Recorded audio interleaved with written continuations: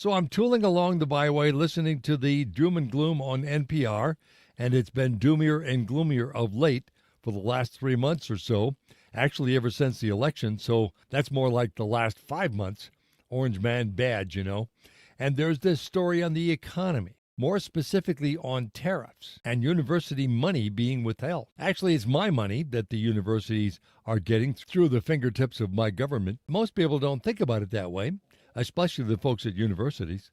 They think it's their money and always has been. But I'm here to tell them it was my money first, then my government snatched it up through the IRS, and then it went to the Department of Education, and then it went to various and sundry universities. And all sorts of economic professors are wailing and ranting and raving and gnashing teeth, predicting that the Trump tariffs will bring the world down to its ankles, and woe is us, and it's all over, and you may not be able to see the end of the world, but if you stand on your tiptoes, you can see the edge.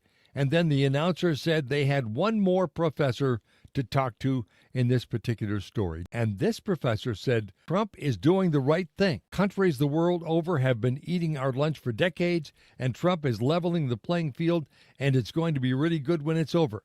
And this professor said the story, no doubt, had included all these other professors wailing away, and these professors were definitely lefties and didn't know what they were talking about. Whoa! I checked the dash to make sure I still had the radio tuned to National Public Radio.